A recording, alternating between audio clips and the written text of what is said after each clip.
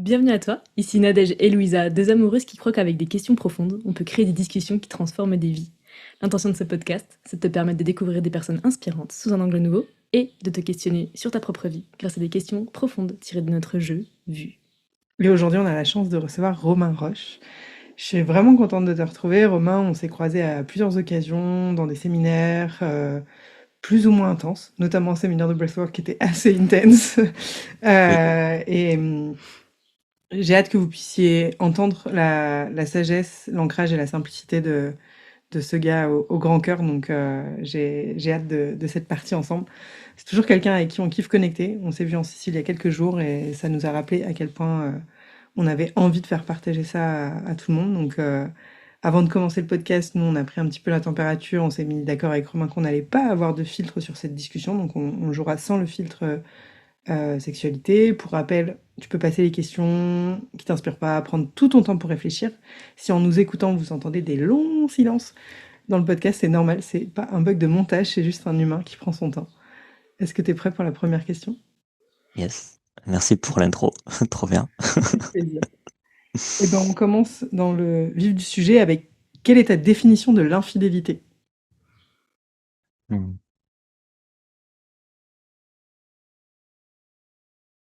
Il y a plein de trucs qui arrivent en même temps dans la tête. Le premier, c'est que ça me parle. Euh, je suis quelqu'un qui, à la base, pensait ne jamais être infidèle de ma vie. Et je l'ai été dans ma dernière relation. Euh, je l'ai vécu en tant qu'enfant par rapport aux parents. Et en fait, donc je sais pas par où commencer, mais d'abord l'enfant me vient de, ça m'a permis de connecter à, c'est pas juste des parents, c'est un homme et une femme. Et ça m'a vraiment fait grandir. Et après, la définition de l'infidélité, pour moi, c'est qu'il y a besoin de voir un sens plus large à ça. S'il y a une infidélité dans le couple, selon moi, aujourd'hui, dans ce que je pense, c'est qu'il y avait une infidélité par rapport à soi-même, dans la personne qui crée l'infidélité, mais aussi celle qui subit l'infidélité. Pour moi, il y avait aussi une infidélité par rapport à elle-même. Et donc, ce sujet, c'est drôle, parce que j'ai coaché un homme sur ce sujet hier soir, et je pense que c'est un sujet très émotionnel chez les gens et qui mérite de prendre du recul, de respirer dedans et de voir les deux parties. Il n'y a pas juste une victime et un bourreau.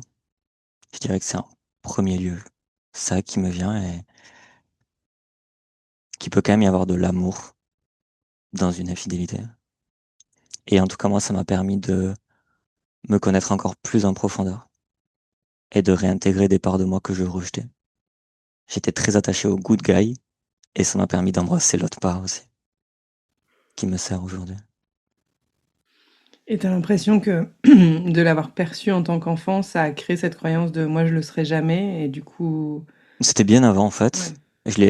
En tant qu'enfant, j'étais un enfant adulte. Je sais plus quel âge j'avais. 18, 20, je sais plus exactement. Non, non, c'était bien avant. Hmm. Ouais. Trop intéressant. C'est good. Vas-y. Prochaine question.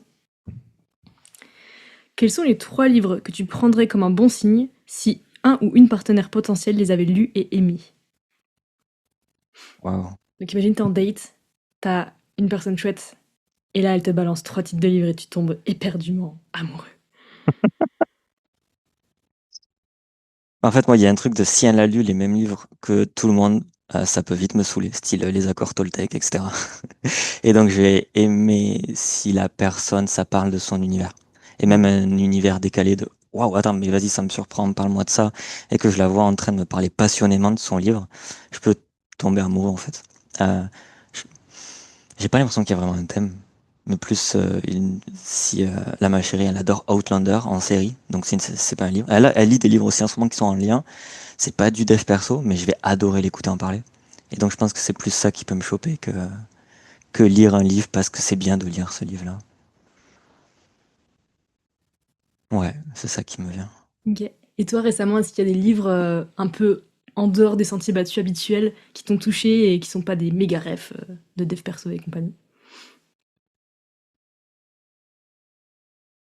Le premier qui vient, c'est une méga ref, mais que je lis et relis, c'est l'alchimiste. Autrement, je lis From the Core en ce moment.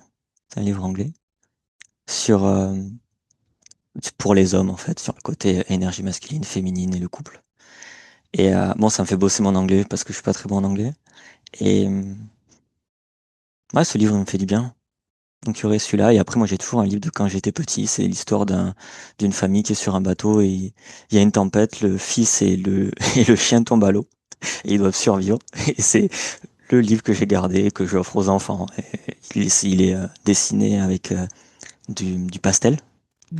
Et du coup, c'est le livre qui m'a fait voyager. J'aime les livres qui font voyager. Trop bien. Le livre des animaux, ça me fait trop penser à ça. C'est ce que tu m'as refait. Charlie.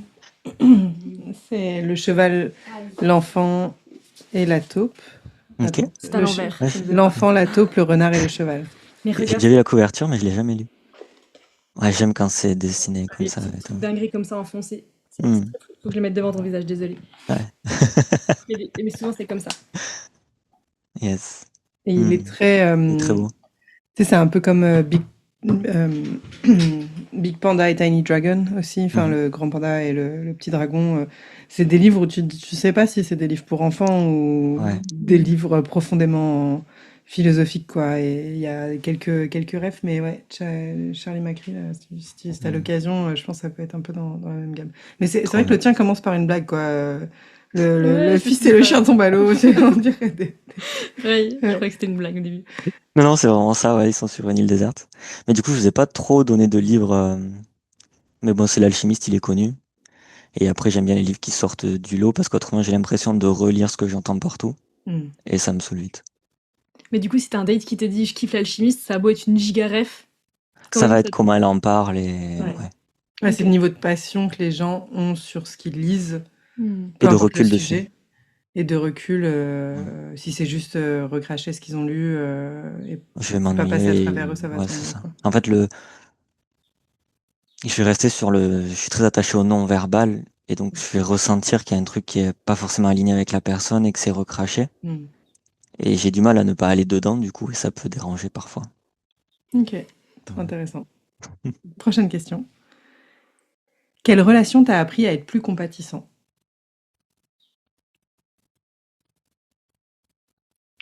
J'ai ma chérie, ma mère et mon petit frère qui viennent. Mais euh, ouais, ma chérie en priorité. De, c'est une personne qui va pas dans les séminaires de dev perso, qui se forme pas, etc. Mais ça fait donc on s'est séparés, on est revenus ensemble, mais en gros ça fait 11 ans que même 12 ans maintenant que nos vies se côtoient et et 11 ans de couple. Euh, Ça m'a appris à son rythme à elle, le respecter. Que c'est pas parce qu'on fait du dev perso qu'on est mieux ou au-dessus, qu'on a plus compris la vie, bien au contraire. Et toute l'insouciance et la sagesse. C'est le mot exact de la question, c'est lequel? Compatissant. Compatissant, ouais.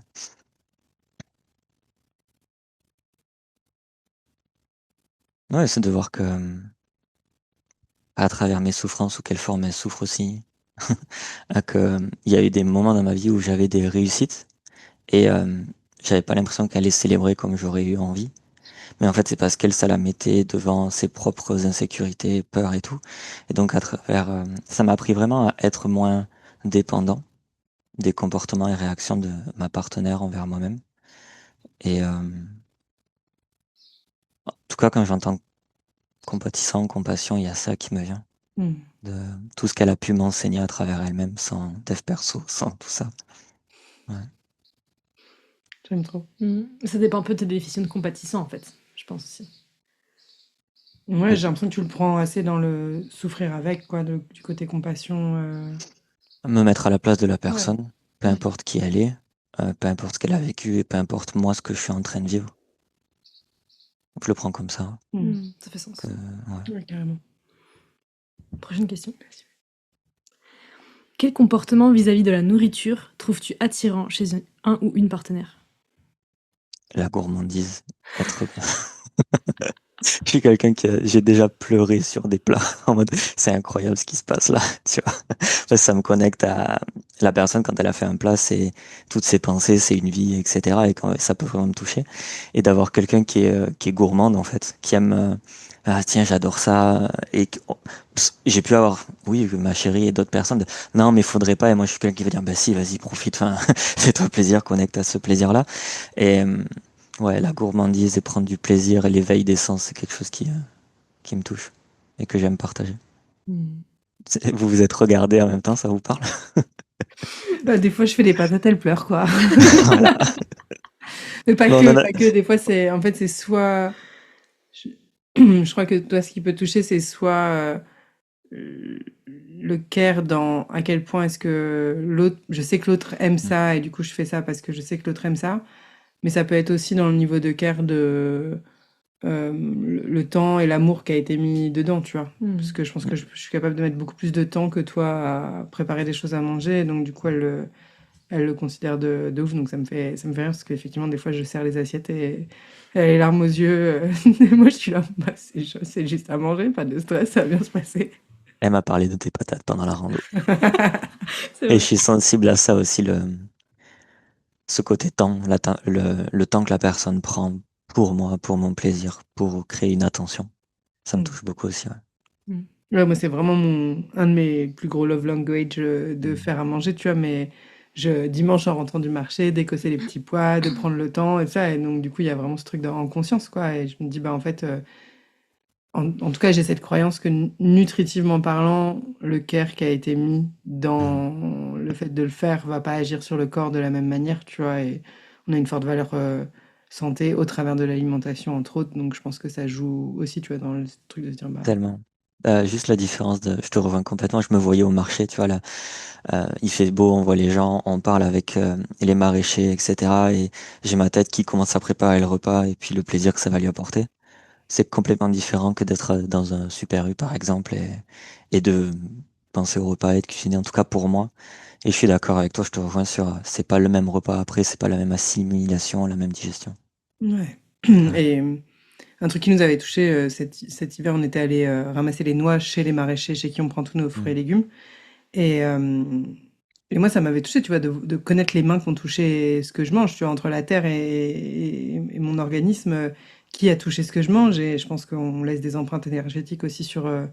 Donc, je dis pas que c'est moins bien au Super U, mais je dis que c'est beaucoup plus abstrait et il y a une sorte de chaîne auquel j'ai pas accès et le nombre de personnes, tu vois. Et donc, du coup, en termes d'empreinte énergétique, il y a peut-être 10 personnes qui ont touché, alors que là, il y a le maraîcher qui a ramassé, le vendeur du marché et moi pour cuisiner. Donc, il y a un peu ce truc de comme. Pour moi, le local, c'est aussi là-dedans, tu vois. C'est comment Ouais, est-ce que je peux diminuer le nombre d'empreintes énergétiques et écologiques entre la terre et mon organisme, quoi.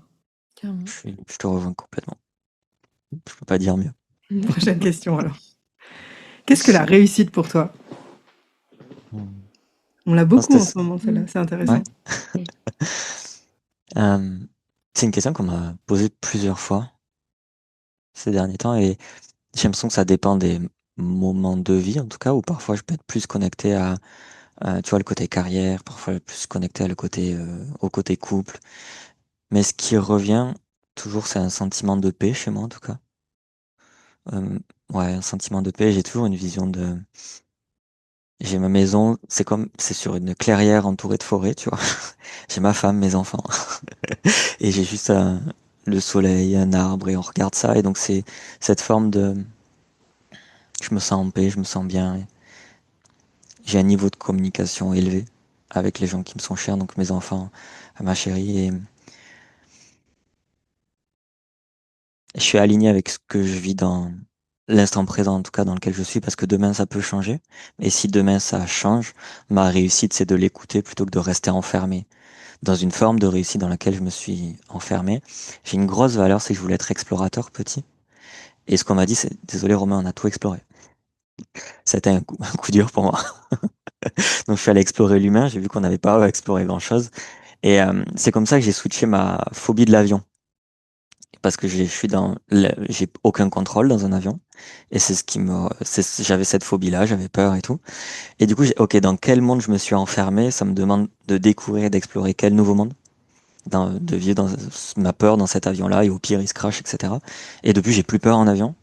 Et donc, je pense que ma forme de réussite, c'est ça, me permettre toujours d'explorer de nouveaux mondes. Et quand c'est plus aligné avec moi, de quitter le monde dans lequel je me suis enfermé. Trop beau. J'aime trop. Mhm. Je te vois trop. Et c'est marrant avec ton casque et tout, ça fait vraiment pilote en mode Ouais, ok, c'est ça- parti. Je me suis dit ça aussi. Je vais explorer la vie. Ouais, je crois que ça faisait pilote d'avion même. Ouais, c'est ça, mais oui, mais en mode. Son avion, ouais, c'est le véhicule Ouais. d'exploration de la vie, quoi.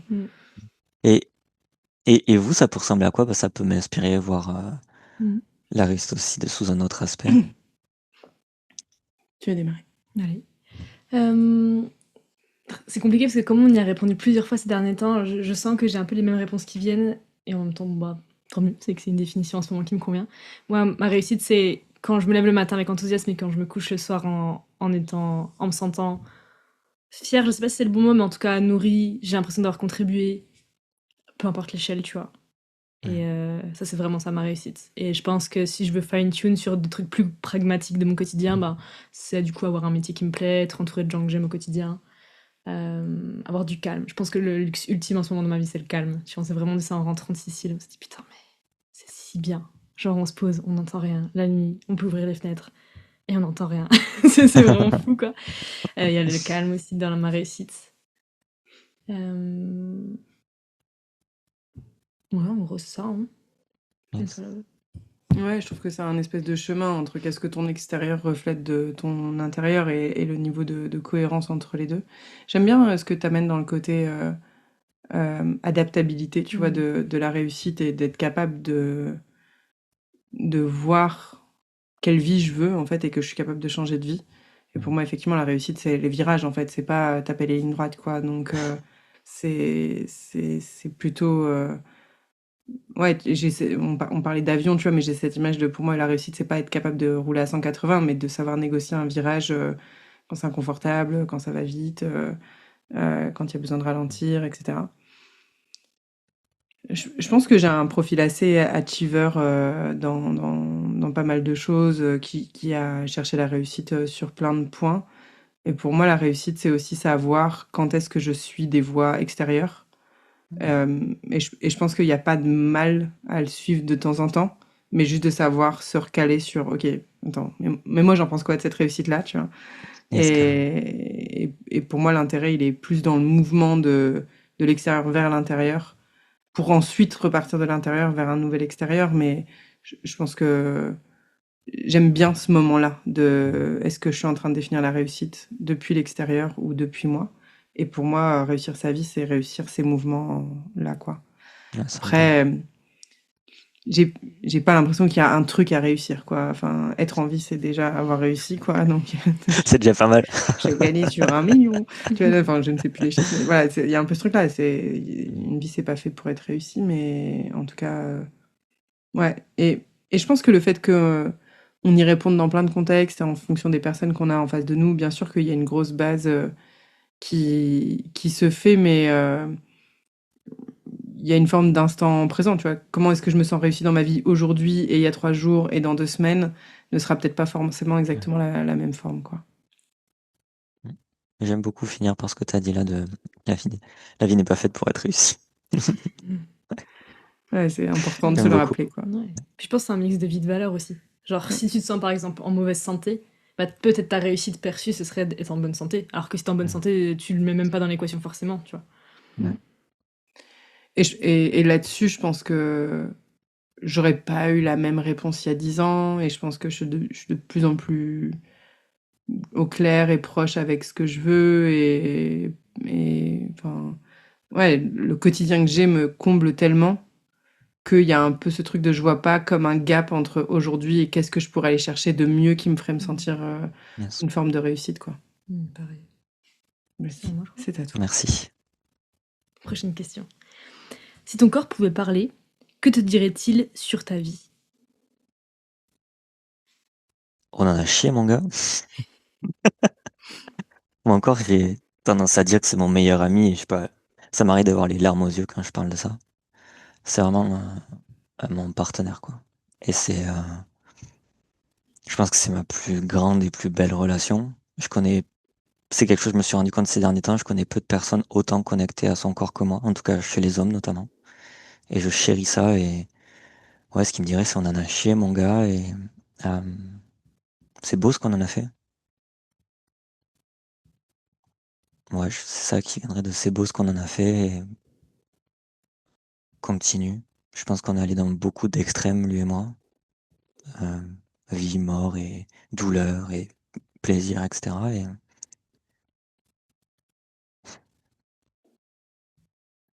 Et ce que je vois, c'est que la vie nous rapproche de plus en plus. Donc je sais pas si c'est moi qui ai parlé ou si c'est lui, mais c'est ça qui vient. C'est trop beau. C'est très beau, c'est une belle image. Mm. C'est une très belle image. J'aime bien cette image de la vie nous rapproche de plus en plus, quoi. Et tout part de lui, en tout cas pour moi, selon moi, Mm. dans ma manière d'appréhender la vie et les choses. Et quand je suis perdu, c'est que je me suis déconnecté petit à petit de lui. Et donc c'est Mm. revenir avec lui. Et lui laisser peut-être même, justement, parler d'avion, de pilote, lui laisser le pilotage, et c'est lui qui va guider aussi. Et c'est quoi tes meilleures pratiques du moment pour te reconnecter à lui? Tu vois, si on parle breathwork, c'est pas forcément faire une séance d'1 heure, mais plutôt juste ça. Euh, Ça peut être m'allonger, respirer, pas forcément partir sur une séance, mais pour laisser toute la place à ce que je suis en train de ressentir. Et ça peut m'amener des sensations de lourdeur, de vomissement, et en fait laisser ça, pleinement y aller. Ouais, je dirais, en ce moment, c'est ça, le plus. Et après, c'est la nature. Donc le silence, euh, le calme, les animaux, la forêt, le soleil. Je dirais que c'est ça en ce moment. Trop stylé. Mm. C'est des belles reconnexions. Hmm. Next one. Quelle est la conversation émotionnellement challengeante que tu voudrais avoir? Je pense que c'est avec mon père. Ouais. On n'est pas une famille qui a... euh, ils ont toujours été présents pour nous, sécurité matérielle, etc. Mais on n'est pas une famille qui a eu des discussions profondes, en tout cas selon ma perception. Et je pense qu'on a plein de choses à se dire. Euh, j'ai essayé, peut-être pas au niveau où je peux encore essayer, c'est même sûr. Mais je pense qu'il y a un truc que j'aimerais, tu vois, partir en bivouac au bord d'un lac, et il y a juste lui et moi. Il n'y a pas de téléphone. Peut-être il y a un petit feu, etc. Et on parle des choses de... J'ai déjà parlé de choses profondes avec lui, comme quand ma mère et mon père se sont séparés. On parlait de sexualité, de rôle de l'homme, de la femme, du couple et tout ça. Mais vis-à-vis juste de moi et de lui, de notre relation. Mm. Il m'a, il m'a dit qu'il m'avait jamais compris, qu'il a jamais vraiment su comment m'aider, comment m'apporter quelque chose. Et ça a pu créer, même si même de tout son cœur il me le dit, ça peut créer une forme de distance. Parfois des regards qui se font pas ou des mots qui sont pas là. Et du coup, ce serait une discussion de tout ça avec lui. Et c'est sûr qu'on finirait en larmes, lui et moi. Qu'est-ce que tu as l'impression que ça changerait potentiellement dans votre relation si tu pouvais avoir cette discussion avec lui? Je pense que augmenter le niveau de communication dans une relation, ça, j'ai failli transformer communication par connexion. C'est relié, ça augmente la connexion avec l'autre. Et selon moi, c'est bien de pouvoir poser et dire les choses avec les gens qu'on aime. Euh, Ça peut même, tu vois, mettre fin, ou en tout cas, modifier certains schémas qui sont là. Et je sais que je lui ai permis de connecter plus à ses émotions au fur et à mesure des années, et lâcher certaines pressions, certaines choses. Et je pense que ça permettrait de passer à un autre cap dans notre relation à nous deux. Moi, l'enfant que j'étais et l'homme que je suis aujourd'hui, et lui l'homme qu'il est aujourd'hui, même l'enfant qu'il était, je pense. Il n'a pas connu son père biologique, et il y a tout un truc Mm. là-dedans où ça pourrait faire du bien. Et qu'est-ce qui fait aujourd'hui que vous n'avez pas cette conversation? La pudeur, je pense. La pudeur entre son père et son fils, entre deux hommes. Euh, Moi, il y a ce côté ne pas le bouleverser dans son rythme quotidien actuel. mais pas foutre le bordel. Ok. Donc c'est une sorte de temporalité, tu penses? Oui, je sais que je l'aurai dans ma vie. Ouais. Ouais, Et si tu mourrais demain, est-ce que tu regretterais de pas l'avoir eu ou est-ce que t'es ouais, ok avec ça? ouais, ouais. Tu Je regretterais? regretterais de pas l'avoir eu. Je pense que ça fait partie de mes valeurs les plus hautes d'avoir ce genre de discussion ou permettre aux gens d'avoir ces discussions-là. Je pense qu'elles libèrent de beaucoup de choses pour soi et pour les autres. Hmm.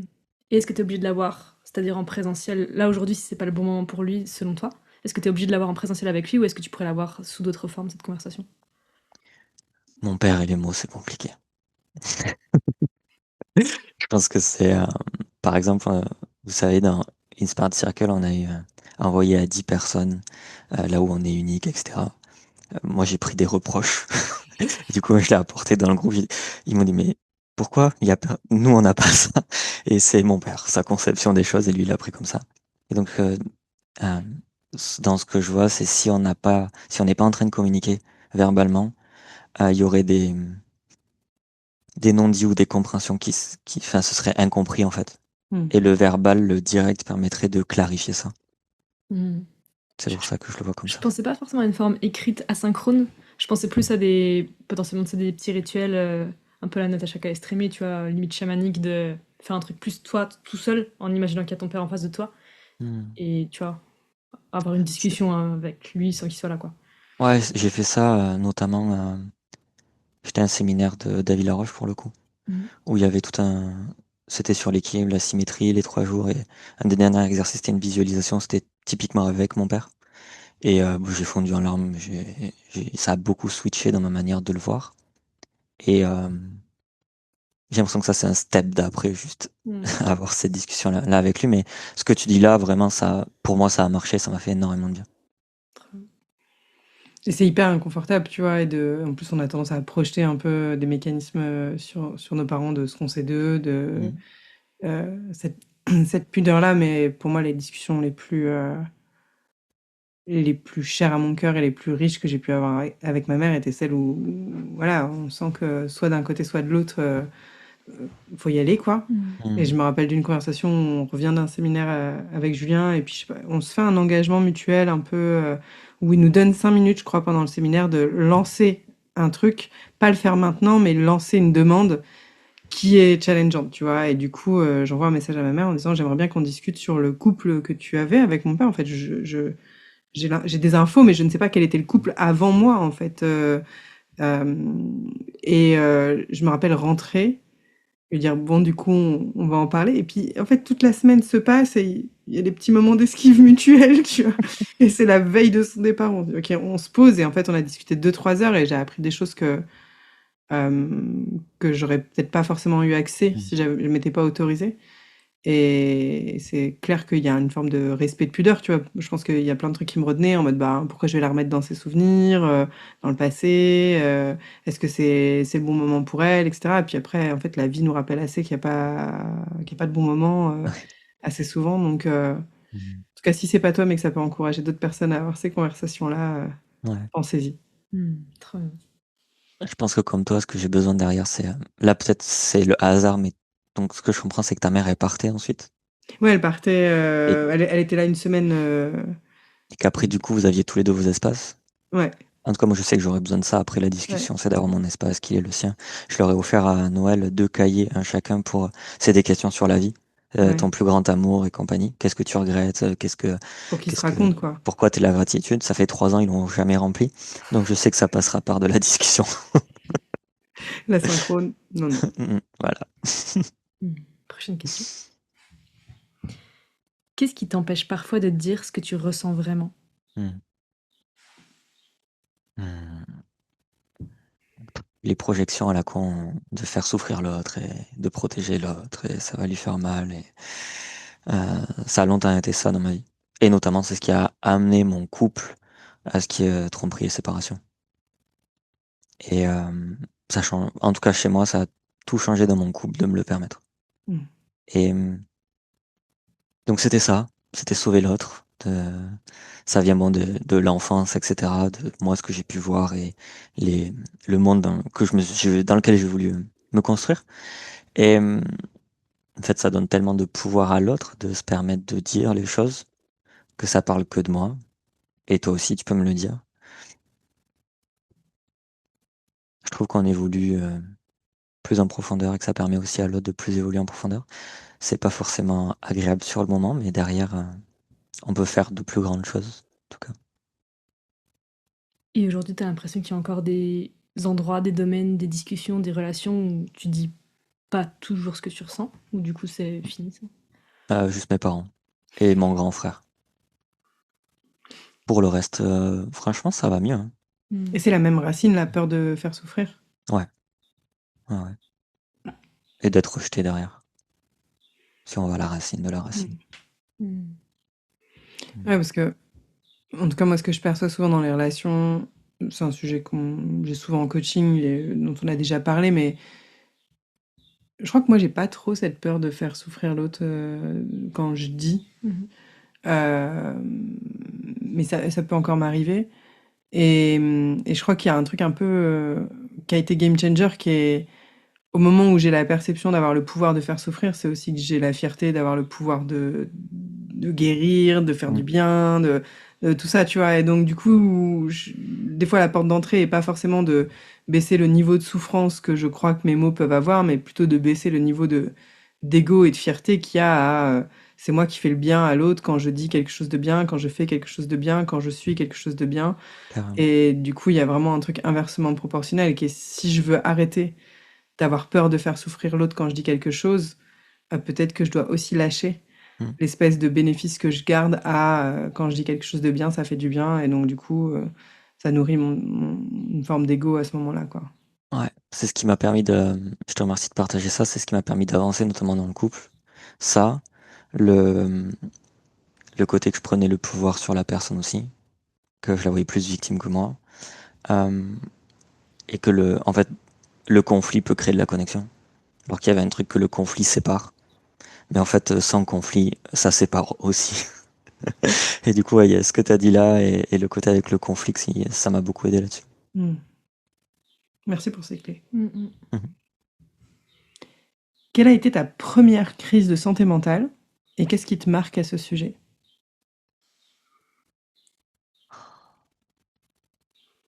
En tout cas, celle dont j'en ai le plus conscience en premier, c'est quand mon premier amour me quitte, elle me trompe avec un ami à moi.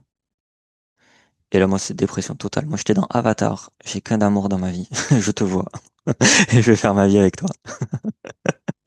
Et je me retrouve elle était dans ma classe, et j'ai plus envie d'aller au lycée. Cette année-là, je rate 220 heures de cours. Enfin, le pote, enfin, l'ami que j'avais, il est dans ma classe quand on fait du sport ensemble. Donc, je les côtoie, en fait. Et je me retrouve à vouloir juste être dans ma chambre. Ma mère qui me donne de l'euphytéose, un truc euh, qui est dit placebo pour les dépressions, etc. Moi, je suis... Mes parents ne supportent pas me voir comme ça. Et là, il y a un truc de... Ce que je commence à prendre conscience, c'est que je m'aimais à travers l'autre et que je m'aimais pas sans l'autre. Et, et je vais commencer à reprendre plus de pouvoir sur ma vie à ce moment-là. Et j'ai vu à quel point j'étais dépendant de l'autre, du coup. Et j'étais un yes man dans le couple. Et c'est tellement pas attirant à long terme, en fait. Euh, et cette période-là, c'est un des plus beaux trucs de ma vie qui a pu se passer. Sur le moment, pareil, je le vois pas. C'est que dans cette période-là, je me mets sur mon 31 pour la retrouver. Là, on est à la fac. Et à Toulouse, les allées Jean Jaurès, tout le monde marche dans ce sens-là, à la sortie du métro. Et là, il y a un SDF qui passe perpendiculairement, qui regarde comme moi. Et il me gueule dessus en mode, mais tu te rends pas compte, c'est pas quitté, tu fais n'importe quoi. Vu comment t'es fringué et tout. Et moi, je le regarde, c'est vraiment en mode, mais qu'est-ce qu'il veut, lui, là? Et il disparaît, tu vois. Et en fait, je me suis rendu compte que c'était la seule personne qui me voyait véritablement à ce moment-là. Et donc, ça, voilà, ça a été le premier truc sur ma santé mentale, le plus gros en tout cas, qui a été conscient pour moi. Ce Hmm. côté, je suis sorti de l'illusion du seul et unique amour, je te vois et je ne serai que pour toi et tu seras que pour moi. Et du coup, je suis sorti d'un monde dans lequel je m'enfermais, je suis allé explorer un autre monde, quoi.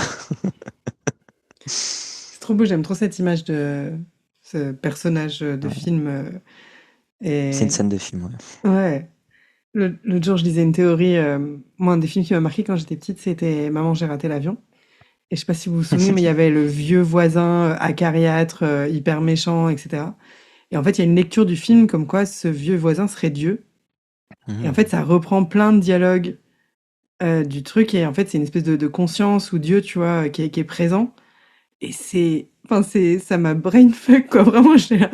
Waouh, c'est exactement ça, quoi. C'est trop vrai. Et là, il y a vraiment ça, quoi. Comment Dieu peut apparaître enfin, en tout cas, une sorte d'esprit incroyable qui peut apparaître sous plein de formes. Et, et ce truc de les fous des villes, je sais pas si c'est eux les fous ou si c'est nous, enfin, si c'est eux qui nous sortent de notre folie, quoi. Il y a un peu J'ai ma petite idée là-dessus, mais voilà. Ceci est un autre sujet. Mais bon, ouais, c'est clair. Ça me je le garde rappelle, précieusement.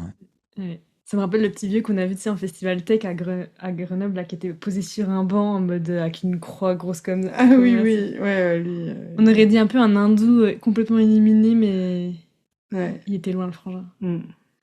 Et moi, un de mes super amis de vie à un moment donné, c'était un mec qui venait dessiner devant la boutique où je bossais.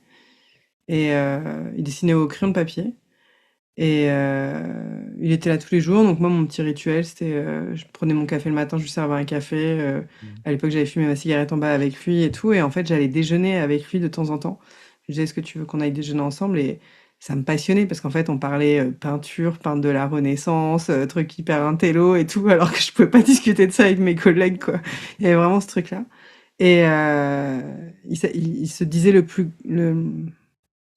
l'artiste anonyme le plus connu, parce qu'il avait sûrement fait plein de choses dans sa vie. Alors, je sais pas à quel point c'était vrai, tu vois, mais c'est quelqu'un qui est apparu dans ma vie pendant une période, à qui j'ai filé des coups de main, puis qui a disparu du jour au lendemain, comme ça, qui avait pas de téléphone, qui avait rien. Donc, il y a eu vraiment ce truc de travail sur la connexion et la disparition de la connexion du jour au lendemain, quoi. Quelqu'un qui. Mais il avait choisi la rue, hein, vraiment, c'était son environnement. Et ouais, ça a été un ami de cœur. Je connais pas son nom, j'ai encore des dessins de lui. Incroyable. C'était très touchant. Merci de nous le partager. Beaucoup. Petite histoire. Prochaine question. Quelle insécurité te retient le plus d'exprimer qui tu es au lit? Je crois que c'est un des espaces où je suis le plus moi-même. Mhm. Et justement, quand je ressens des insécurités à l'extérieur, je ressens encore plus l'envie de partager des moments au lit avec ma partenaire, parce que je me sens en sécurité là. C'est parce que j'ai vécu, c'est un des domaines que j'ai exploré le plus tôt. Je me rappelle en cinquième, j'ai acheté des PDF pour comprendre l'homme, pour comprendre la femme. Euh, Ça n'a pas toujours été le cas, mais aujourd'hui oui. Sur ce côté où je me sens vraiment sécure là-dedans, je pense que la partenaire avec qui je suis y fait beaucoup sur le fait de me sentir en sécurité.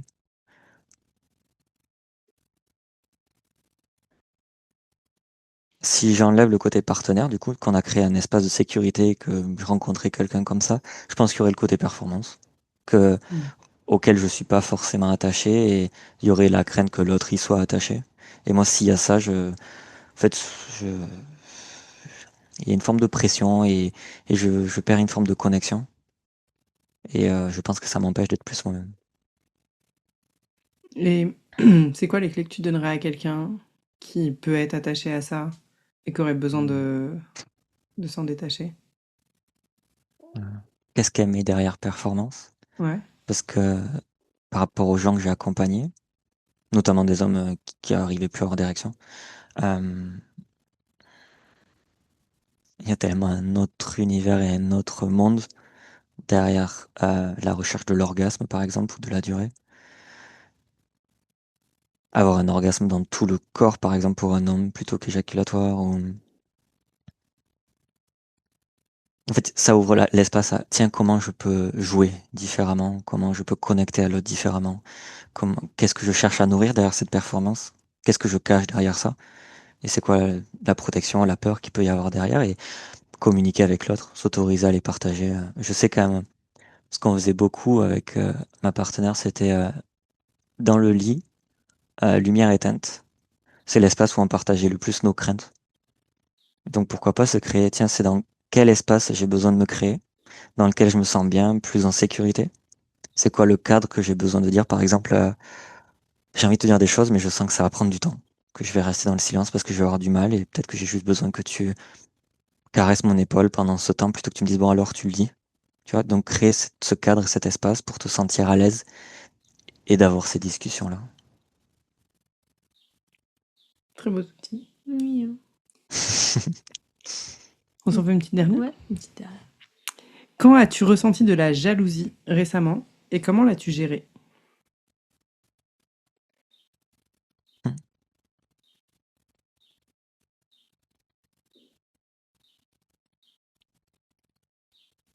Je peux voir des moments où, tu vois, c'est pas les, quand ma partenaire, il y a un autre homme autour. C'est pas ça qui me vient. Parce qu'il y a une forme de, ça peut venir me chercher, mais derrière, il y a, ben, en fait, si elle voit que c'est mieux ailleurs, ben, qu'elle y aille, en fait, et moi, je vais me reconstruire, c'est peut-être mieux pour les deux, etc. J'ai juste besoin que ce soit communiqué et partagé. C'est plus ce qui m'a le plus impacté. Enfin, impacté, en fait, c'était de la jalousie de, avant qu'on se sépare avec ma partenaire, envers les hommes de sa famille. Hmm. Je ressentais dans mon monde que son père avait plus de poids que moi dans notre relation, dans sa vision, dans ce qu'il pouvait choisir. Au niveau du toucher aussi, où j'avais pas trop de massage à une période, et lui, oui, quand il y avait une douleur, des trucs comme ça. Au niveau de papouille qui pouvait se passer, où moi je me sentais délaissé. Et donc c'était plus cette jalousie-là pour moi. Et comment tu l'as gérée du coup? Ouais, comment je l'ai géré. Le réflexe que j'ai appris avec les années, c'est bah, en fait qu'est-ce que ça vient chercher chez moi. Et donc ça m'a permis aussi de voir mes limites, mon cadre, de mettre dans mon couple ce que j'ai envie. Aujourd'hui, ça peut changer demain, mais bah, c'est que ce soit moi, quelque part, l'homme pour ma femme et qui, par exemple, le poids de la décision le plus important, c'est moi et pas son père. Entendre son père, oui, prendre, débattre, etc. Mais pas que ça éteigne mes choix, mes décisions, ma vision. Donc ça a été qu'est-ce que je veux, qu'est-ce que je veux pas, et qu'est-ce que ça vient parler de moi. En fait, c'était l'importance. Ça venait toucher mon sentiment d'importance et de valorisation que ma partenaire pouvait me donner. Et une forme de rejet derrière, donc ça a été moi travailler là-dessus et lui communiquer. Et ça a été génial parce que pendant un temps, dès que je pouvais parler de sa famille, c'était colère et fin de la discussion. Et aujourd'hui, on peut en parler librement. Hmm. Et donc ça a ouvert ça aussi et j'ai beaucoup de gratitude pour ça. Donc dans toutes les questions auxquelles j'ai répondu, je crois qu'il y a communication derrière. À peu près.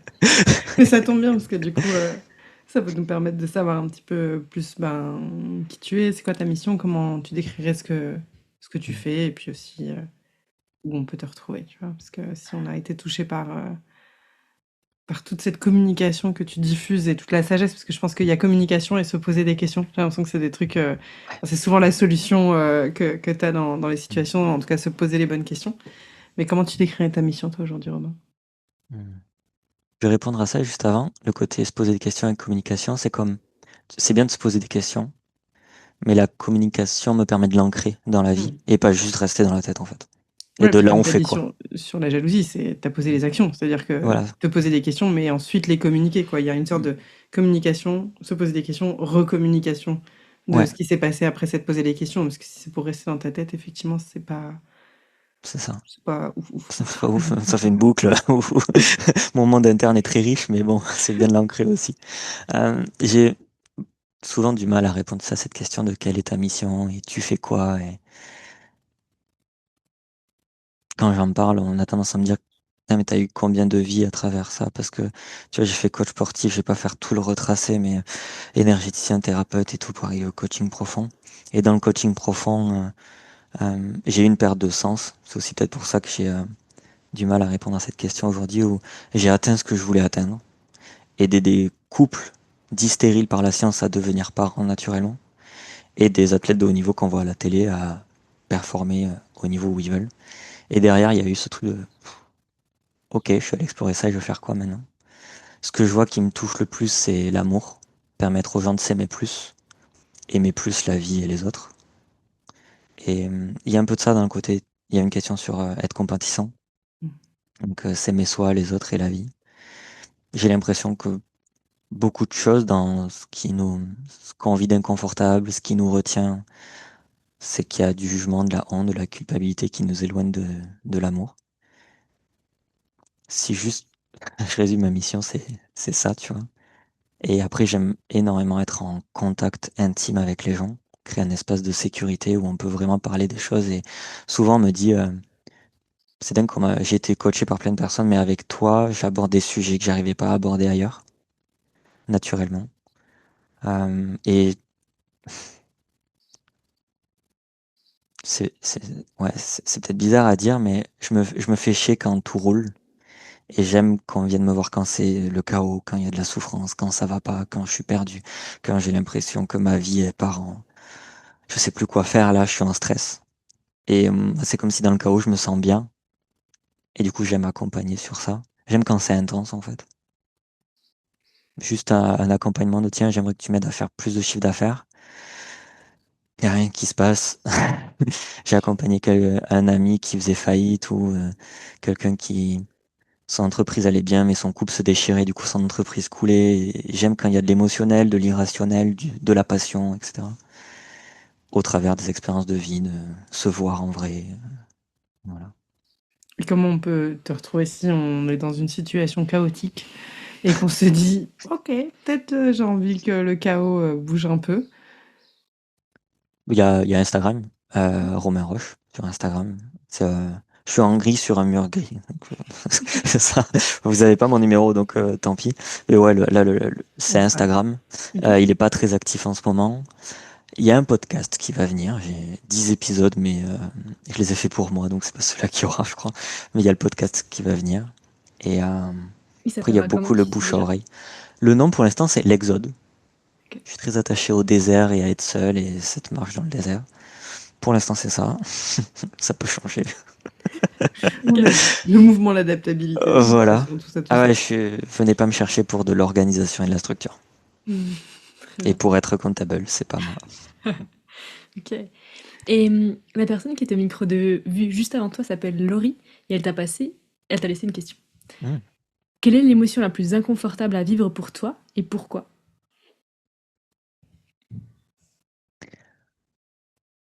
Ça s'est battu dans ma tête. Euh, Il y a eu la colère, mais j'aime la colère, c'est ma meilleure amie. Il y a eu le vide, et je me suis dit, mais le vide, c'est pas forcément une émotion, c'est une sensation. C'est l'émotion de, enfin, est-ce qu'on appelle ça une émotion? Pour moi, c'est hmm, abandonner, lâcher, la perte d'espoir. Mmh. Le, Le quelle émotion je peux désespoir. mettre là-dessus? Ouais, le désespoir. Ouais, Pour j'entends moi, aussi désillusion, ouais. euh, de lâcher l'illusion en tout cas, Et en même temps, je vois lâcher une illusion, c'est un peu me libérer du monde dans ouais, ouais, lequel ouais, il y a j'étais. une forme C'était de le avant ça. OK. L'espace de, je suis dans le vide.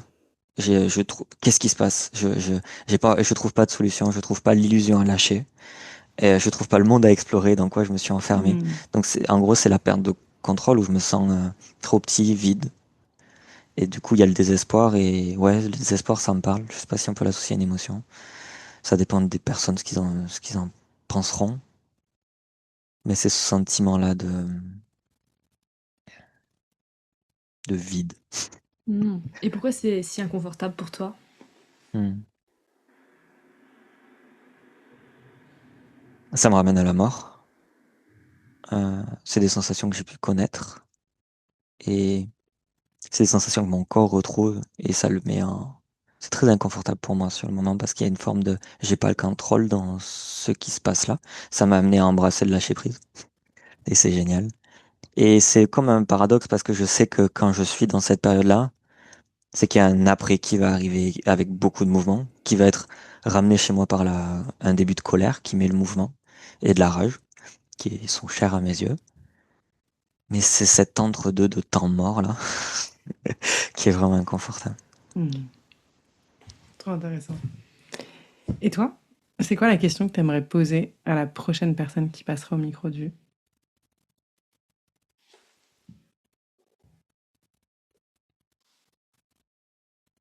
Justement, ça va être en lien avec ça. Parce que mon podcast, avec les invités, je pense que j'aimerais aller sur cette forme de sujet-là.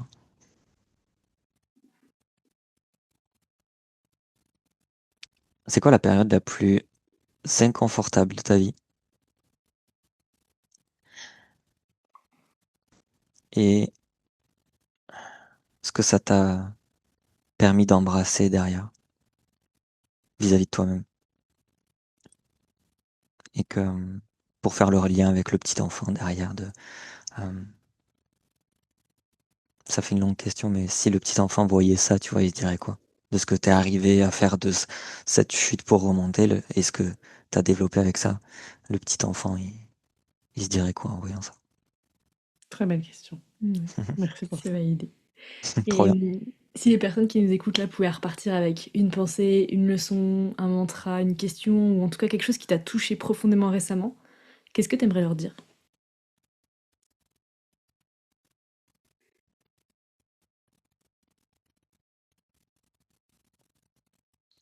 T'as pas idée de la valeur que tu peux avoir pour l'autre personne quand t'es au bon endroit.